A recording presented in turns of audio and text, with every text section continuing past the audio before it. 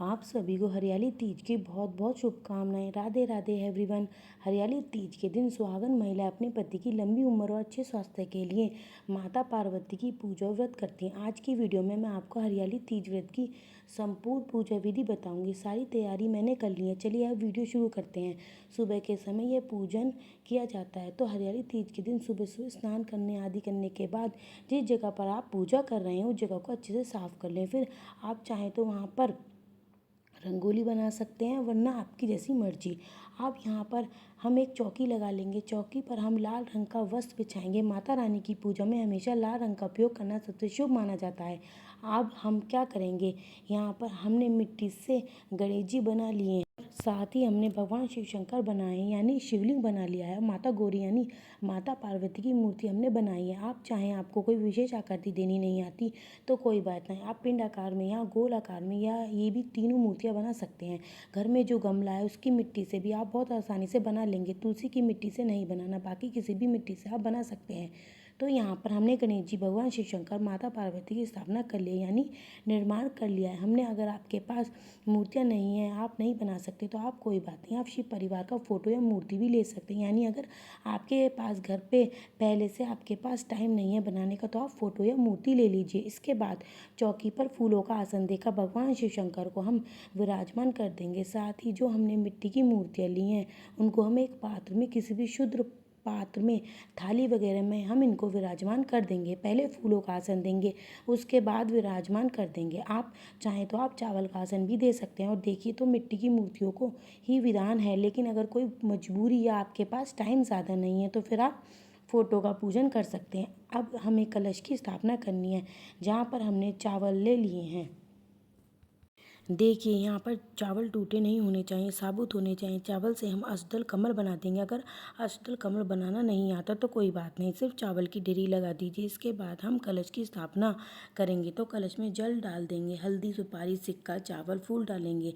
अब इसके ऊपर हम आम के पत्ते सजाएंगे। आम के पत्ते ना हो तो आप अशोक के पत्ते ले सकते हैं, 5 या 7 पत्ते ले लीजिए। इसके ऊपर चावल की भरी एक प्लेट हम रख देंगे। फिर हम इस नारियल को रखेंगे। नारियल का जो मुख है वो अपनी तरफ करना है और नारियल पर कलावा ज़रूर बांध लीजिए। तो इस तरह से हमने कलश की स्थापना कर दिया। अब हम जल की चींटी लगा भाव सभी को स्नान करा देंगे। इसके बाद हम गणेश जी को, भगवान शिव शंकर को, माँ पार्वती को जल से स्नान कराएंगे। फिर हम कच्चे दूध से स्नान कराएंगे।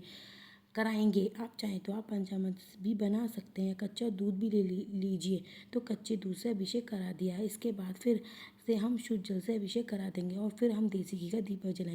देसी घी का दीपक ना हो तो आप तिल के तेल का दीपक भी जला सकते हैं। इसके बाद वस्त्र स्वरूप हम वस्त्र का भाव करते हैं, सभी को कलावा समर्पित करेंगे। माता पार्वती को हम चुन्नी उड़ा देंगे। तो नवरात्रि में जो चुन्नी आती है उस चुन्नी को आप ले सकते हैं। इसके बाद हम भगवान शिव शंकर, गणेश जी को जनेऊ समर्पित कर देंगे। फोटो हमने लिए हैं तो फोटो पे हम जनेऊ समर्पित कर देंगे या कलावा, और उस पर तिलक लगाएंगे। तो यहाँ पर देखिए, भगवान शिव शंकर को हम सिर्फ चंदन का तिलक लगाना, गणेश जी को, माता गौरी को हम रोली का तिलक लगाएंगे। ध्यान रहे, भगवान शिव शंकर को रोली का तिलक नहीं लगाना जाता, तो भगवान शिव शंकर को सिर्फ चंदन का तिलक लगाएंगे। माता पार्वती अखंड सुहाग देती है, इसलिए हरियाली तीज के दिन माता पार्वती का पूजन जरूर किया जाता है। अब हम सबको बेलपत्र चढ़ा देंगे।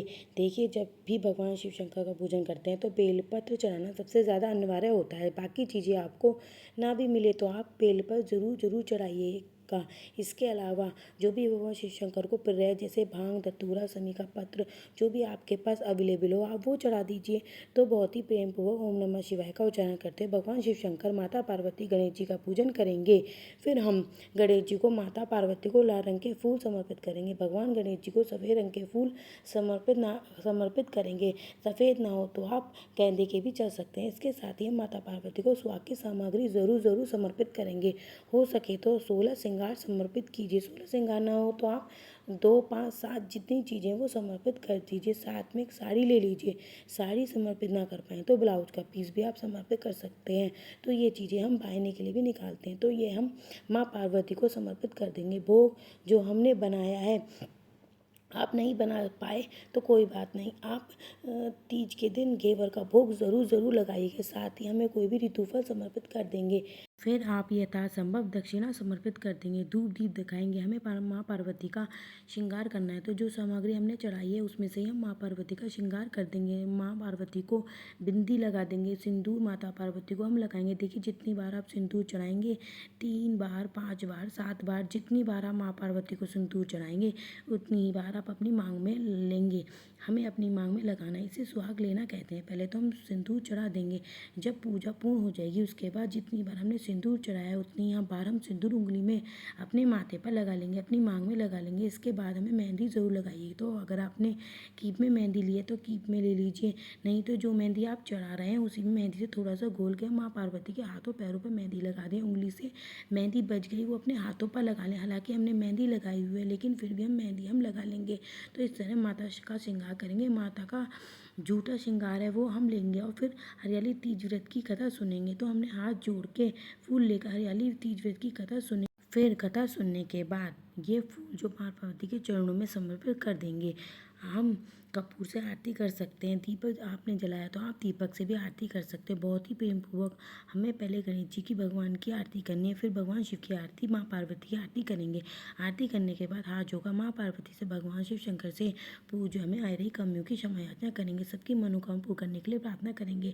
हमने अखंड सुहाग के लिए प्रार्थना करेंगे। इस तरह से हरियाली तीज व्रत की पूजा वह पूर्ण हो जाएगी। पूजा के बाद हमने थोड़ा सा जल अपने सीधे हाथ में लेना है और फिर हम चौकी के ऊपर से जल को 2 बार हाथ से वार देंगे। इस तरह हमने 2 बार इसको वार देना है। इस तरह से पूजा पूर्ण हो जाएगी। पूजा के बाद हमें सुहाग लेना है अपने पल्लू से। इस तरह से माता पार्वती मांग पे ऐसे टच करते हुए सिंदूर हमें अपनी मांग में लगाना है।